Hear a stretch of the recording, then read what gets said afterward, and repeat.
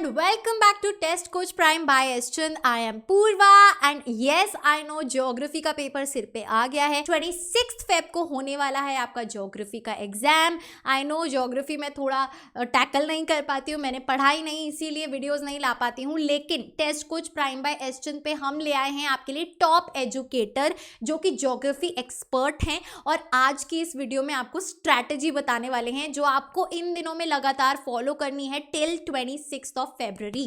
उससे पहले आपको एक और चीज जो फॉलो करनी है वो है हमारे मॉक टेस्ट। जी हमारी टेस्ट सीरीज भी आ चुकी है for each and every subject. Geography की टेस्ट सीरीज भी आपको मिल जाएगी। आपको सिंपल मेरा डिस्काउंट कोड यूज करना है पूर्वा50, लिंक डिस्क्रिप्शन में है, जाके एनरोल कर दो and let's get started with our geography strategy. Hello everyone, welcome to the test coach powered by एस्चान। My name is Ankit Gupta और कैसे हैं आप सभी लोग इस समय टेंशन में तो जरूर हैं, पैनिक में तो जरूर हैं, घबराहट आप सभी को जरूर हो रही होगी क्योंकि आपका जो ज्योग्राफी का एग्जाम है वो बिल्कुल करीब आने वाला है और आपकी घबराहट को कम करने के लिए, आपकी टेंशन को कम करने के लिए मैं आप सभी के साथ यहाँ पर जुड़ चुका हूँ। आज के इस वीडियो में हम डिस्कस करने वाले हैं कि जो बचा हुआ समय है हमारे पास, इस बचे हुए समय को हम किस तरीके से यूटिलाइज करें कि हम ज्यादा से ज्यादा नंबर गेन कर सकें ज्योग्राफी के पेपर में, ज्योग्राफी के एग्जाम में। तो चलिए सीधा बढ़ते हैं अपनी स्ट्रेटेजी की तरफ और आपको समझाता हूं कि किस तरीके से आपको अप्रोच करनी है। अगर आपने बहुत ज्यादा पढ़ाई नहीं भी करी है तो भी आप इस स्ट्रेटेजी से जाएंगे और बचे हुए समय को अगर ठीक तरीके से यूटिलाइज करेंगे तो आपका काम बन जाएगा। और अगर आपने ज्योग्राफी को अच्छे से प्रिपेयर किया है, अच्छे से पढ़ाई की है, अच्छे से रिवीजन किया है, अच्छे से नोट्स बनाए हैं, तो फिर आखिरी के दिनों में जो आपकी ये तैयारी, ये स्ट्रेटेजी रहेगी रिवीजन के लिए, ये आपके लिए बेस्ट रहेगी ताकि आप अच्छे से अच्छे नंबर्स को यहां पर स्कोर कर सकें। तो चलिए सीधा बढ़ते हैं और डिस्कशन हम लोग यहां पर करते हैं आप सभी के साथ स्टार्ट। देखिए सबसे पहले हमें यह समझना होगा, चाहे आप एक वीक स्टूडेंट हैं और चाहे आप एक अच्छी स्टूडेंट हैं जो साल भर अच्छे से जिसने पढ़ाई की है और अच्छे से रिवीजन कर लिया, अच्छे से नोट्स बनाए हैं, सभी तरह के स्टूडेंट्स के लिए ये strategy, revision road map help करेगा। जैसे कि हम सभी जानते हैं कि ज्योग्राफी की टोटल आपकी यहाँ पर 2 बुक्स हैं और ज्योग्राफी की इन टोटल 2 बुक्स की अगर हम लोग बात करें तो इसमें टोटल नंबर ऑफ चैप्टर्स कितने हैं, तो टोटल नंबर ऑफ चैप्टर्स हैं आपके 17। अब आपको सबसे पहले ये समझना है कि इन 17 चैप्टर्स में से कौन कौन से आपके हार्ड चैप्टर्स हैं, मतलब कि जो आपको लगते हैं, आपके हिसाब के आपको हार्ड चैप्टर्स लगते हैं, और कौन से ऐसे चैप्टर्स हैं जो आपको अच्छे से समझ में आ चुके हैं, जिनके बारे में आपने अच्छे से पढ़ लिया है, समझ लिया है, वो आपको हार्ड नहीं लगते। तो आप किसी भी तरीके के स्टूडेंट हो, वीक हो या फिर आप एक स्ट्रॉन्ग स्टूडेंट हैं, आपके कुछ ना कुछ हार्ड चैप्टर्स, और अगर आप एक वीक स्टूडेंट हैं तो बहुत सारे चैप्टर्स ऐसे हो सकते हैं जो आपको हार्ड लगते हो और कुछ ऐसे चैप्टर्स भी होंगे वो आपको इजी लगेंगे। तो आपको सबसे पहले तो क्या करना है कि इन 17 चैप्टर्स को आपको 2 पार्ट्स में डिवाइड कर लेना है अपने अकॉर्डिंग, जो आपको लगते हैं कि ये हार्ड चैप्टर्स हैं और जो आपको लगते हैं इजी चैप्टर्स हैं। ठीक है, तो फिर आपको क्या करना है कि जो रिमेनिंग टाइम पीरियड हमारा यहाँ पर बचा है, उस रिमेनिंग टाइम पीरियड के हिसाब से आप इसे डिवाइड करेंगे। फॉर एग्जाम्पल अभी हमारे पास 3 से 4 दिनों का समय है, तो इन 3 से 4 दिनों में हम इन 17 चैप्टर्स को क्या करेंगे, हमें इनका रिवीजन करना है, फास्ट रिवीजन यहां पर करना है। तो डेली बेसिस पर 3 से 4 चैप्टर्स हमें रिवाइज करने होंगे और अगर हम डेली बेसिस पर 4 चैप्टर्स रिवाइज करते हैं तो आप अपने हिसाब से 2 हार्ड चैप्टर्स, 2 इजी चैप्टर्स, इस तरीके से लेकर चल सकते हैं। तो पहले नंबर पर तो हार्ड और इजी चैप्टर्स में आपको डिवाइड कर लेना है और उनका बैलेंस बनाते हुए बचे हुए दिनों में आपको अपना रिवीजन स्टार्ट करना है। रिवीजन जब आप यहां पर स्टार्ट करेंगे तो आपको एक बात का यहां पर अच्छे से ध्यान रखना है कि अगर आप मैक्सिमम स्कोर करना चाहते हैं तो आपको यह भी पता होना चाहिए कि वो कौन कौन से चैप्टर्स हैं जहां से सबसे ज्यादा नंबर ऑफ क्वेश्चंस आपके यहां पर पूछे जाएंगे। तो अगर आप यहां पर ध्यान देंगे, आपकी जो ज्योग्राफी की पहली बुक है फंडामेंटल ऑफ ह्यूमन ज्योग्राफी, वहां पर अगर आप देखेंगे तो आपके लिए सबसे इंपॉर्टेंट जो यूनिट आपकी यहां पर बनती है वो बनती है यूनिट नंबर 3, जहां पर आप देख सकते हैं कि 19 नंबर के जो क्वेश्चंस हैं वो आपके यहां से पुटअप होंगे, वो यहां से आपके यहां पर पूछे जाएंगे, जिसमें आपकी primary activities, secondary activities, tertiary और quaternary activities, transport, communication, trade और इंटरनेशनल ट्रेड के ये जो चैप्टर्स हैं वहां से आपके काफी सारे क्वेश्चंस पूछे जाएंगे। और यूनिट 2 से केवल और केवल इन 2 चैप्टर से अगर आप देखोगे तो 8 नंबर के क्वेश्चंस आपके यहां पर पूछे जाएंगे। जैसा कि आपको पता है ज्योग्राफी की जो दोनों बुक्स हैं उनमें से फिक्स 5-5 नंबर के क्वेश्चंस आपको मैप प्रैक्टिस में भी मिलेंगे। तो हम मैप प्रैक्टिस वाले क्वेश्चन छोड़ने नहीं वाले, हमें ये नंबर पांचों के पांचों नंबर चाहिए, क्योंकि अगर इन 5 नंबर्स की अगर मैं बात करूं, अगर मैंने लोकेशन सही से डिफाइन कर दी मैपर मैंने उसे सही तरीके से अलाइन कर दिया तो मेरे 5 नंबर तो पक्के हैं, ये 5 नंबर मुझसे कोई नहीं छीन सकता। तो आप सबसे पहले क्या करेंगे, जो अपना रिवीजन स्टार्ट करेंगे, बचे हुए दिनों में अपना रिवीजन शुरू करेंगे, तो आपको ध्यान ये रखना है कि उन चैप्टर्स पर अपना विशेष फोकस रखें, उन चैप्टर्स पर ज्यादा ध्यान आपको देना है जहां से ज्यादा नंबर्स आएंगे।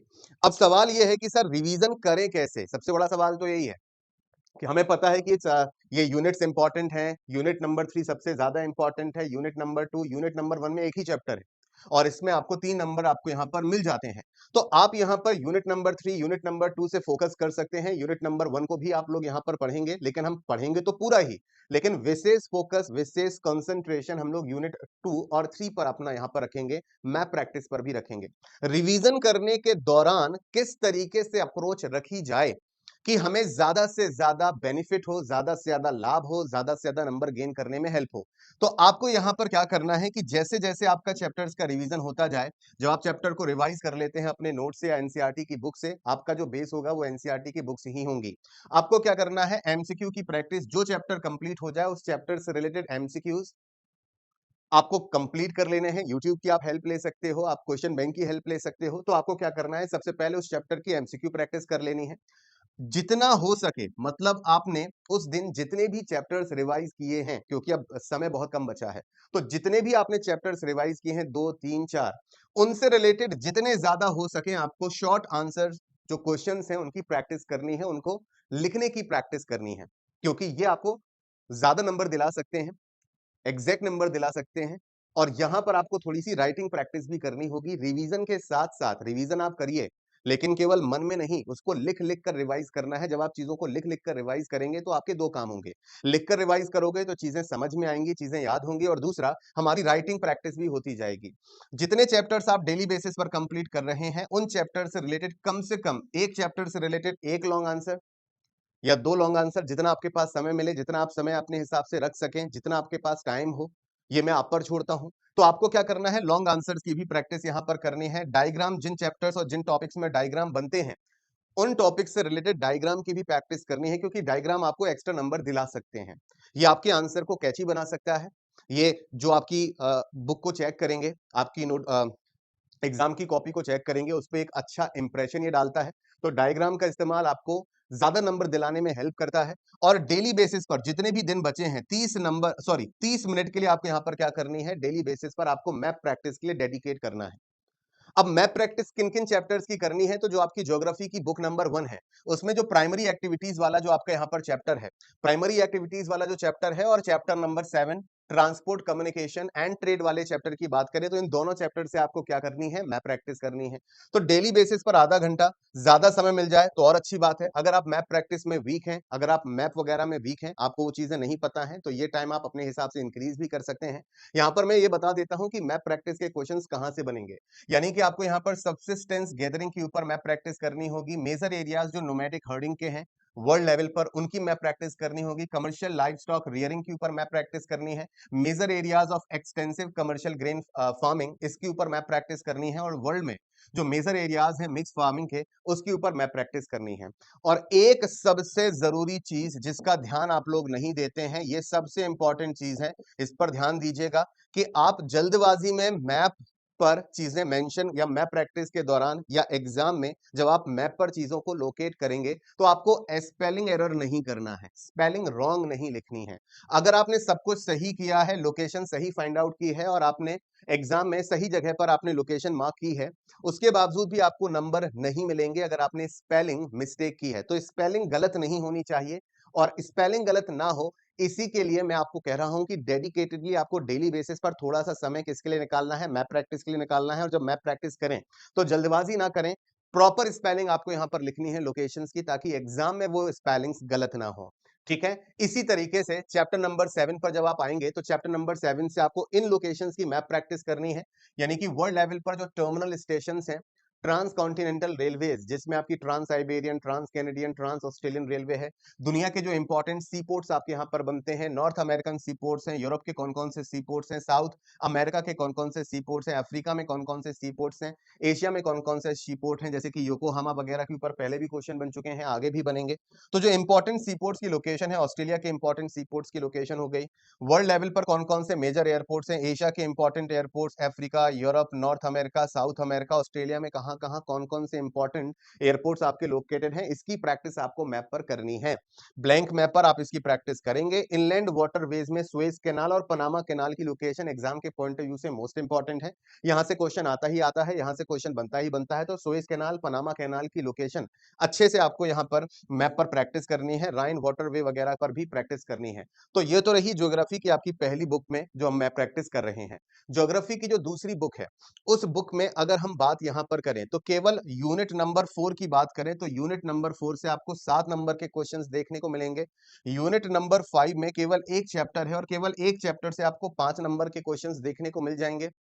और यूनिट नंबर 1 में जो पहला चैप्टर है, एक ही चैप्टर से आपको 5 नंबर के क्वेश्चंस देखने को मिल जाएंगे। ये सबसे इंपॉर्टेंट चैप्टर आपके यहां पर बनता है आपकी ज्योग्राफी की सेकंड बुक का, क्योंकि एक ही चैप्टर से 5 नंबर के क्वेश्चंस आपको मिलेंगे। फिर यूनिट 3 पर आप फोकस करोगे, जहां पर टोटल आपको 10 नंबर के क्वेश्चन, और यूनिट 2। तो पहले फोकस उन यूनिट्स पर रहेगा जहां से वेटेज जहां का ज्यादा है, और 5 नंबर के क्वेश्चंस मैप प्रैक्टिस के यहां पर भी रहेंगे। तो दोनों ही पेपर्स में आपको 35 नंबर के क्वेश्चन ज्योग्राफी की सेकंड बुक से और 35 नंबर के क्वेश्चंस आपको ज्योग्राफी की फर्स्ट बुक से, तो टोटल हुए 70। दोनों पर हमें बराबर फोकस यहां पर करना है।